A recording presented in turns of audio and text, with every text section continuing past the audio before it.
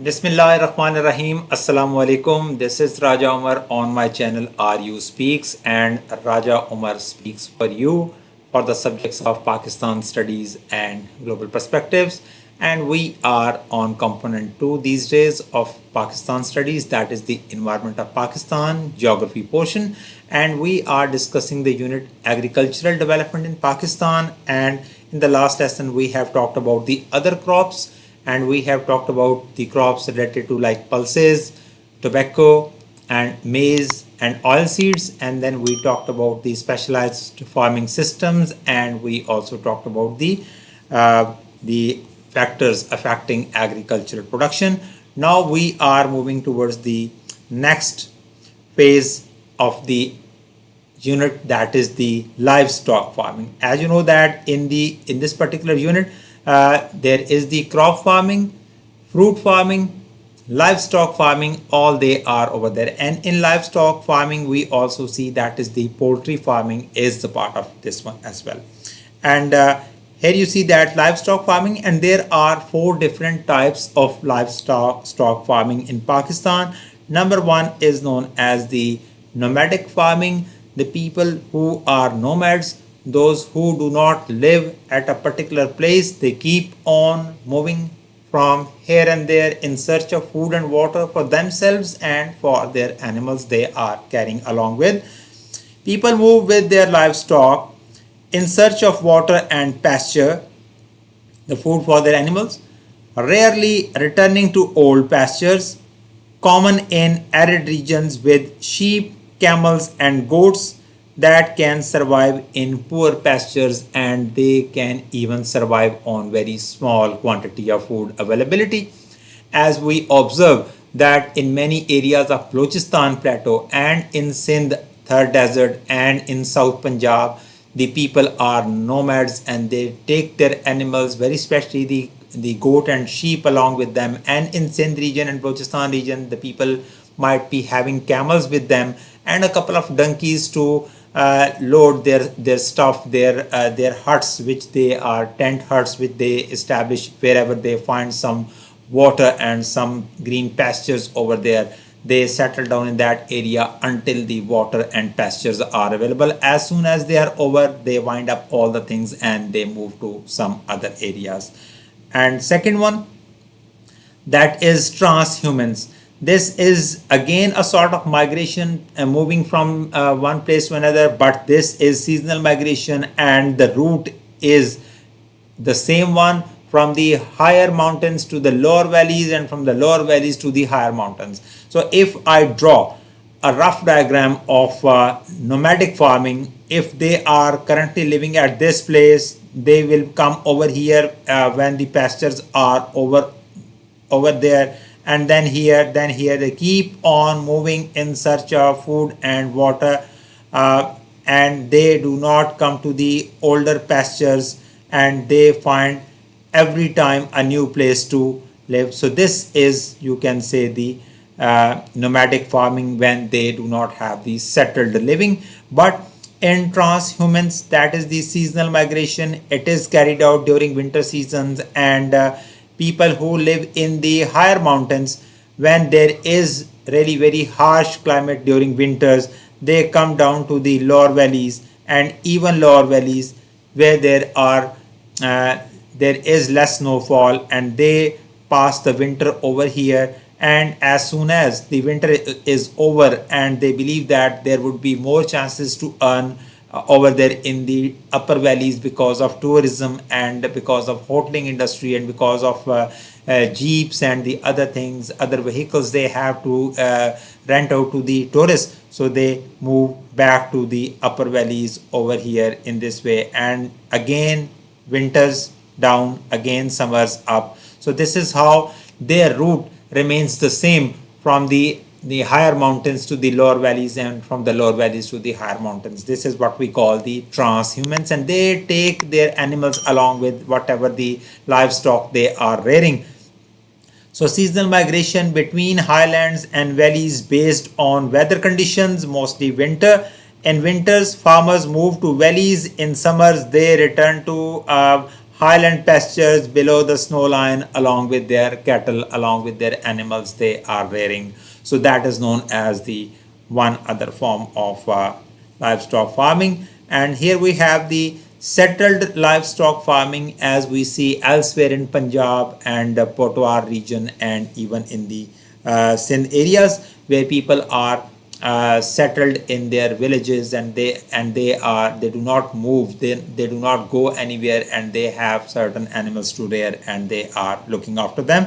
So permanent homes in villages, typically along rivers in Sindh and Punjab, keep cows, hens, goats, buffaloes, and bullocks with access to grazing grounds called shamilat. Shamilat. So all these shamilat, they are the part of the feeding pastures for their animals, and they let their animals go out in the morning to graze over there in those shamilat, in those open fields, and at night or in the evening they come back home.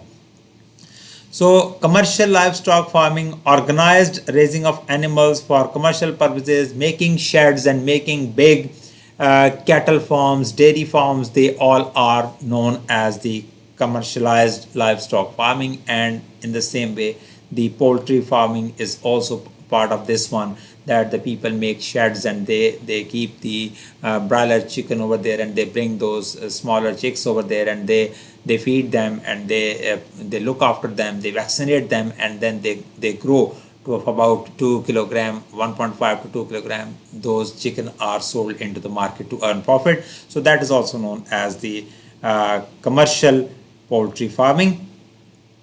So livestock farming, here we have the types, that what sorts of animals are reared. That is the buffalo farming, number one, found in canal fed areas. I mean, mostly in Punjab region, where there are many rivers flowing and many canals are there, and alongside those canals the buffalo farming is being done, and buffaloes are being reared by the villagers over there, especially Punjab. Neeli Ravi breed is the name of the breed, and the famous one, which is known as the very good one, very beneficial for the people, as it gives a lot of milk, and that can be sold into the market to earn money. And in Sindh, Kundi breed, that is really famous. In Punjab, Neeli Ravi breed, and in Sindh, Kundi breed, they are really very important, and provide 70% of the Pakistan's milk production by these two buffalo breeds. Require water for cooling and drinking. This particular animal, buffalo, is the water loving animal, and it needs certain water ponds and certain canals to swim in, to keep themselves cool, and for the sake of drinking a lot of water, as this animal requires a lot of water. Cattle, whenever we talk about cattle, it means cow and bull only. The buffaloes and goats and sheep, they are never included in the category of cattle. Cattle means the cow and bull only. Important breeds include Red Sindhi and Sahiwal breeds. They of cattle, they are really very important, very famous around the world even for milk, and Bagnari and Dhani for drought power. These animals, and Bagnari and Dhani, they are used in the agricultural activity, like plowing the fields, like turning the Persian wheels, or in the transportation as well, bullock cart, and taking the agricultural production to the near markets. So for that sake, these Bagnari and Dhani breeds are used. So found throughout Punjab, some parts of Sindh, Balochistan, and Khyber Pakhtunkhwa. So it means that these cow breeds, they are available elsewhere in Pakistan. So it means that they are really very much adapted to the all sorts of climatic conditions and the topographical features, that they can even survive in the colder regions, and they can even move on in the mountainous regions as well. So goat and sheep, as we talked about in the previous lesson, that the whenever the nomadic farming is carried out, the nomads, they take their goat and sheep along with them. So mostly it is done in the Khyber Pakhtunkhwa and Balochistan regions. But and it is also these two animals, I mean goat and sheep, they are also reared in the settled farming in Punjab and Sindh areas, where the villages are rearing these animals at homes in villages as well. Goats have wider distribution areas across Pakistan. Sheep found in rugged areas of northern Balochistan, Gilgit-Baltistan, and Khyber Pakhtunkhwa provide meat, milk, wool, and hides. So these are the products of goat and sheep, that the milk is being provided, and meat we call mutton. The wool that is sheared off on from goat, the sheep, and they are used to make the woolen cloth. And hides, I mean the skins, or they are taken after their slaughtering. And then poultry farming, mostly chicken farming near population centers, Karachi, Lahore, and cooler areas. Murree, Abbottabad, Mansehra regions are really very important for poultry farming, and that those poultry farms are providing the meeting the needs of chicken in the urban areas like Rawalpindi, Islamabad, and Peshawar valleys. Provides eggs and meat with relatively low land requirements. I mean, that they are required over here in the larger populated and thickly populated areas, and they are being reared over there in those mountains, especially the Hazara division. So it is really good that they are growing enough. They are producing enough chicken over there to meet the requirements of huge population of Pakistan and the big urban cities. So livestock farming, here we have the maps. So one by one, first, if I talk about the main cattle areas,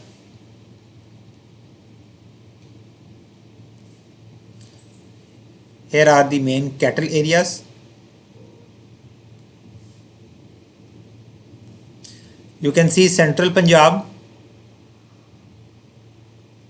Sargodha, Jhang, Cheniot, Toba Tek Singh, then South Punjab, Multan, Bahawalpur, Bhavalnagar, and Rahim Yar Khan areas, and then down over here in Sindh, Tharparkar, Thar Desert region, and Lasbela Plains of Balochistan. These are the main areas of cattle, I mean. And over here up in the north, that is the district Dir of Khyber Pakhtunkhwa, where the cattle, I mean cow and bull, are being reared in the as the major livestock. And then moving across, here we have the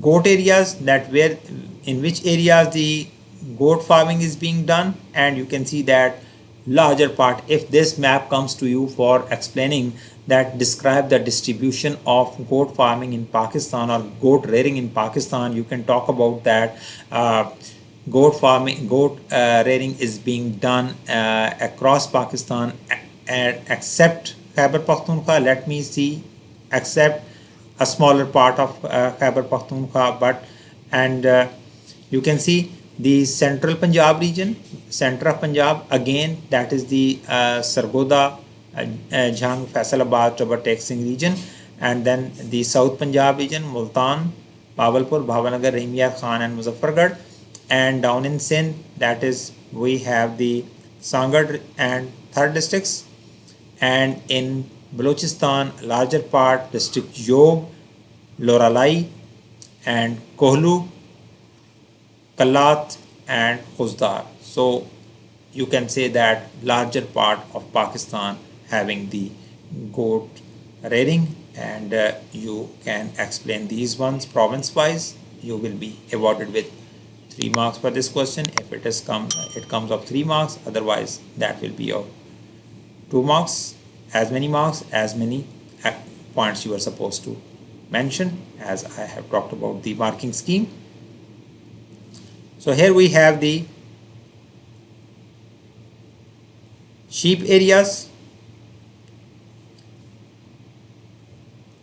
Here you can see the sheep. Let me see again that nothing in Khyber Pakhtunkhwa, not in Gilgit-Baltistan, but majority of the sheep farming is being, or sheep rearing is being done in Punjab. Again, the same Jhang district of central Punjab, Muzaffargarh district of South Punjab, and again Bhawal Nagar and Bhawalpur of South Punjab, and even Rajanpur Dera Ghazi Khan of South Punjab as well. And again, that is the South Waziristan of Khyber Pakhtunkhwa, Yob, Balochistan, Kila Saifullah, and then Loralai, Kolu, Kalat, and Khuzdar. You have seen that they are the same areas of goat. It means that wherever the sheep is being reared, the goat is also being reared in that area. So they are complementing each other, goat and sheep. So, and here we have the main buffalo areas, that buffaloes are reared in these areas, and you can see that the larger part of Punjab, except the western Punjab, whole up and Potwar plateau having really very rare sort of buffalo farming in Potwar plateau. But here you see that all districts of Punjab except Potwar plateau, I mean Attak, Pindi, Chakwal, Jhelum, they do not have the buffalo farming over here. And here we have not in Mianwali, not in Bakarliya Khushab, and not in the Dera Ghazi Khan districts down over here, but or Rajanpur. But elsewhere you see that if I further zoom it, you will see that all the districts of Punjab, they all are having the buffalo farming. That is why this farming is meeting the needs of 70% of milk needs of the whole of Pakistan's population. Then you can see Sialkot, Gujranwala. Then we have Jhang, Sargoda. Then Shekhupura, Lahore, Kusur, Faisalabad, Okada. Here we have Pakpatan, Bawal Nagar, Bawalpur. Then here we have Toba Tek Singh, Vehadi, Multan, Sahiwal, Muzaffargarh, and Rahim Yar Khan. So larger area of Punjab, people are rearing buffaloes, and in Sindh only Hyderabad district is famous for rearing buffaloes. Zooming out back to the normal position, and now the importance of livestock farming in Pakistan. Number one, that is it is the very important source of food. Meat, milk, butter, ghee, cheese, they all are being produced out of that livestock products. So livestock provides essential food products such as milk, meat, butter, ghee, and eggs as well, which are major components of the Pakistani diet and help improve nutritional levels. So employment and livelihood. It offers employment to millions of rural families. Many small farmers depend on livestock for their income, especially in areas where crop farming is very difficult, especially in Potwar Plateau if I talk about, or in those dry areas where crop farming is really very difficult. Then contribution to GDP. Livestock contributes significantly to Pakistan's agricultural sector and overall economy, forming over half of the agricultural GDP. Whatever the GDP is being generated through the agricultural sector, out of that half is coming through livestock farming. And raw material for industry. It supplies raw materials such as hides, I mean the skins after slaughtering, and skins for the leather industry, tanning industry, wool for textiles, and bones for manufacturing certain goods.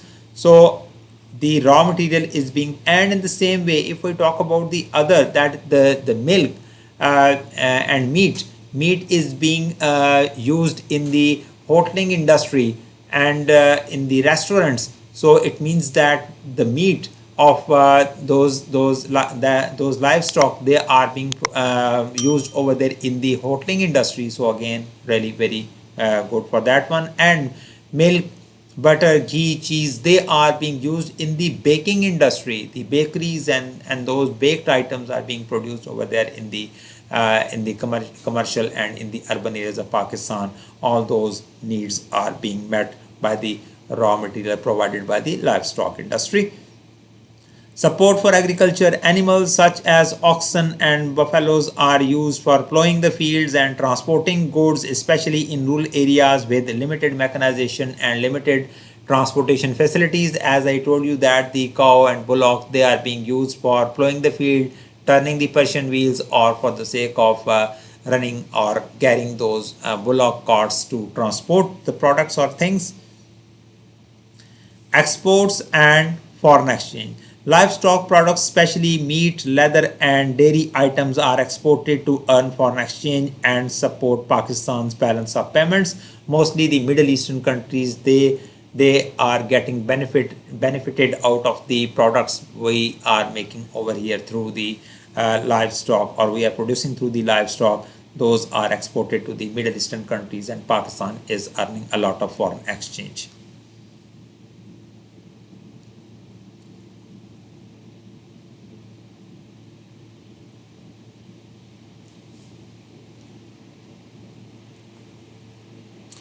Now, challenges of livestock farming. I mean, what sort of problems the livestock industry of Pakistan is facing? So, lack of scientific breeding. I mean, the people who are rearing out all those animals, they do not know that how to breed the animals to get the better quality animals.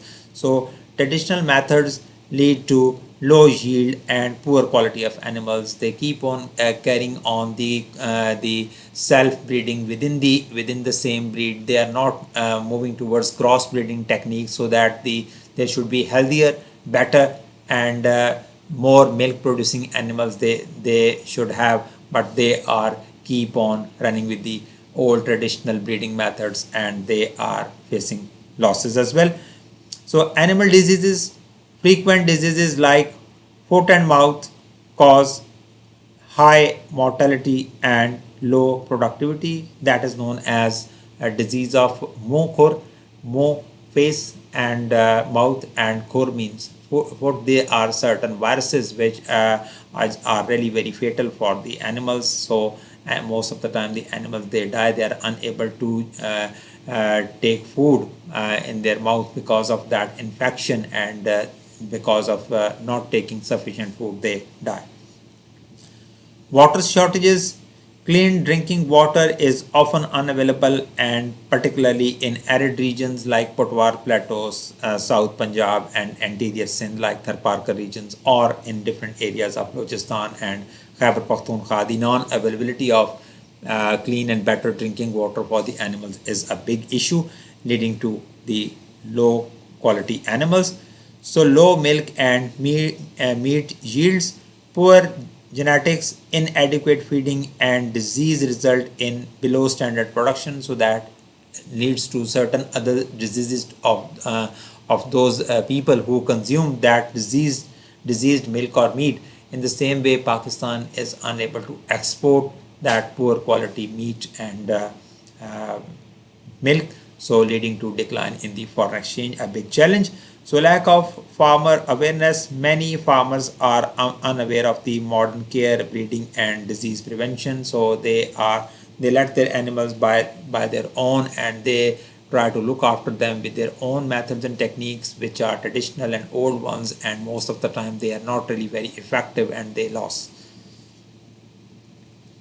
Shortage of quality food. Animals lack proper and balanced nutrition due to the insufficient fodder, and the farmers are not really very much wealthy enough to purchase the processed food for them, the organic food for them from the market to feed them. So they let them to feed whatever the available with them, and this leads to the poor quality of food available for the animals, leading to the poor quality of animals. Lack of veterinary services.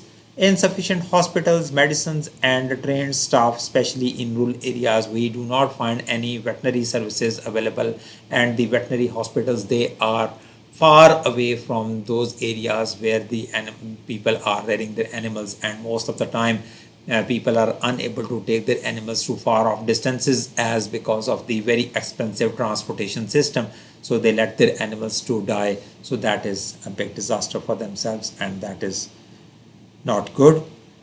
Poor animal shelters, unhygienic and unsafe shelters increase disease exposure and weather impact, as we see that those areas, they are filthy where the animals are looked after and they are reared and they are kept.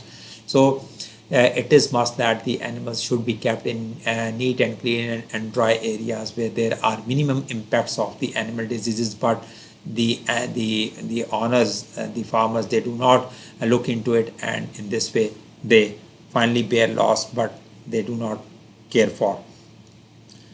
Transportation issues, difficulties in transportation due to the poor roads and lack of refrigeration facilities over there, and most of the time their products like milk, meat, and butter, they get spoiled because of the not availability of the better transportation facilities and better storage facilities. So government neglect, it means that the government is not giving proper attention to the issue of the livestock industry. Limited investment by the government and poor planning and weak policy enforcement hinder the process of development of livestock industry in Pakistan.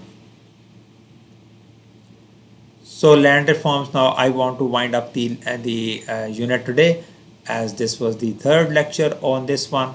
So land reforms in Pakistan, three land reforms were introduced by three different regimes, that is 1959, 1972 and 1977.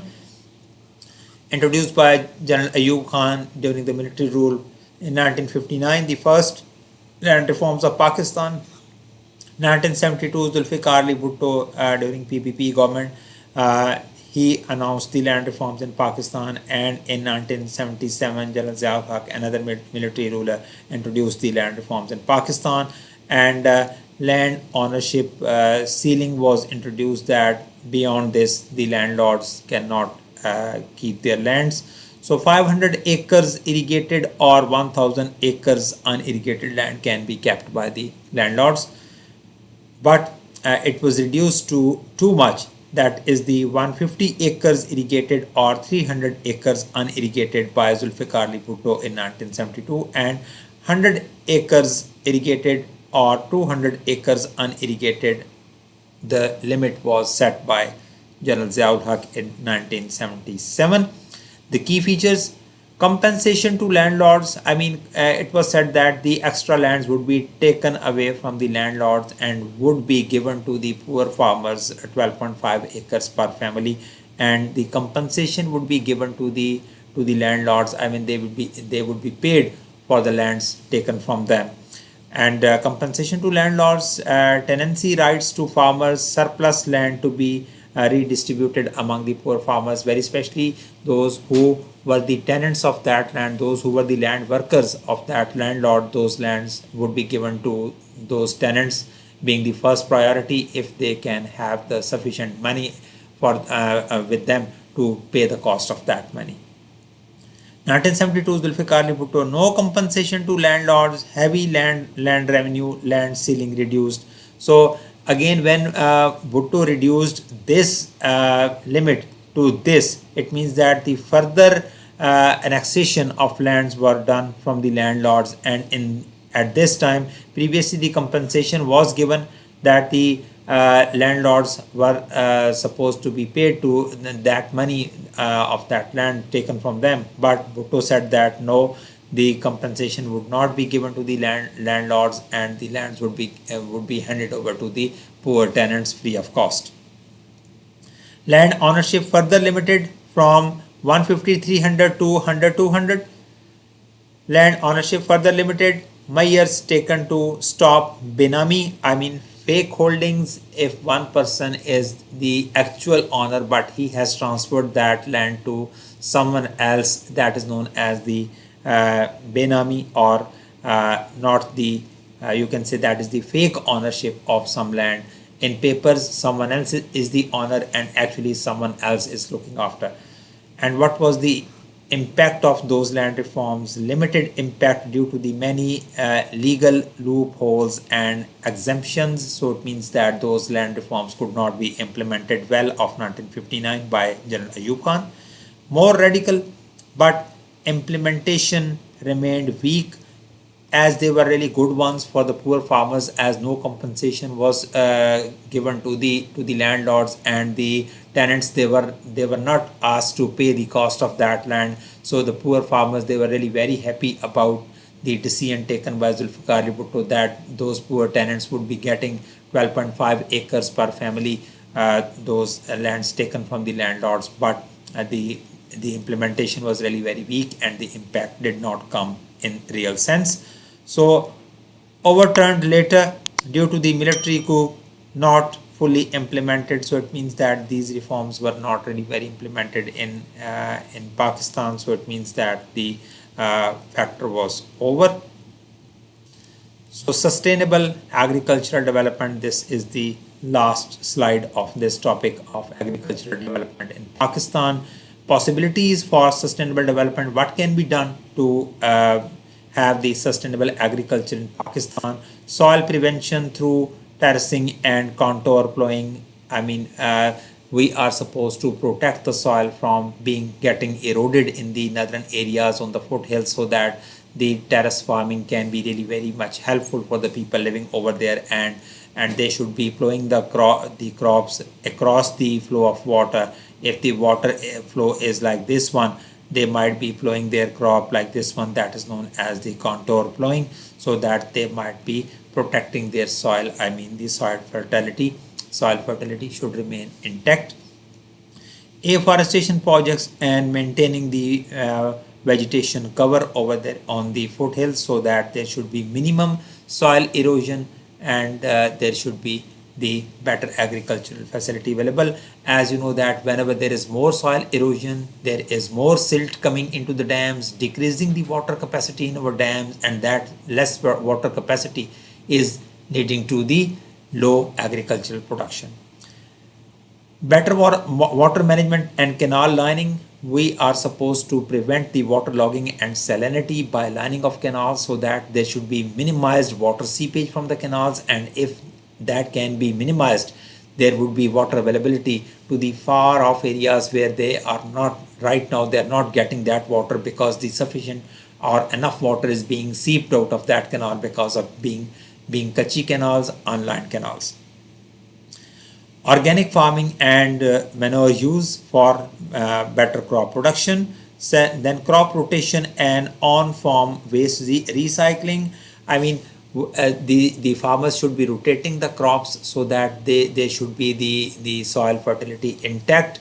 As if they keep on growing the same crops in the same field for years and years, the soil fertility would decline, and they would be getting low crop yield. On the other hand, they should be recycling the farm waste over there in that form, rather than selling that wheat chaff. That wheat chaff should be utilized for the sake of increasing the soil fertility over there. So improved training and knowledge of the farmers, that can be really very much handy to increase the agricultural production of Pakistan. That can be done on the larger scale. And now government actions, what government can take action and what government actions are being taken. Land reforms and consolidation to combat fragmentation.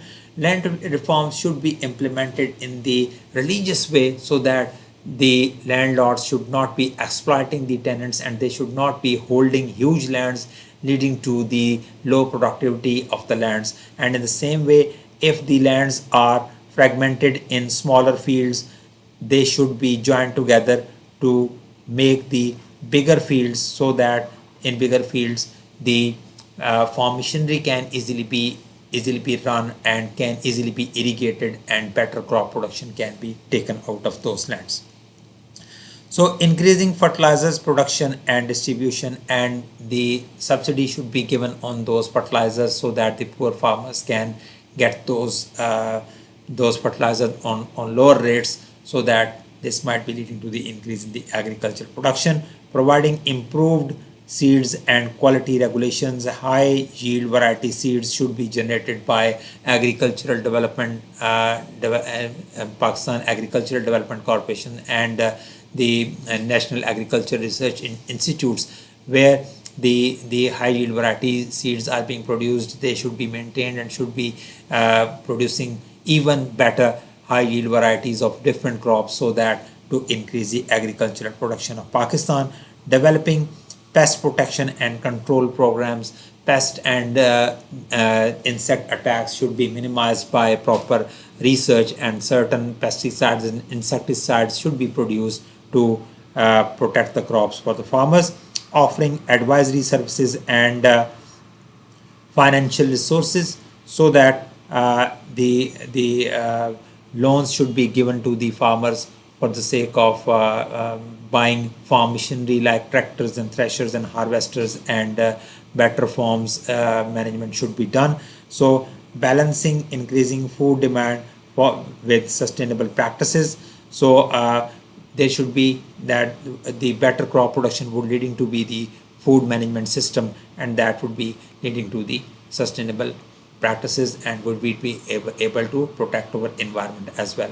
So this is all about from my side regarding the unit of agriculture in Pakistan. Do not forget to subscribe my channel RU Speaks. You would be having really very good stuff for you for your learning. Thank you so much. Raja Umar signing off. Allah Hafiz.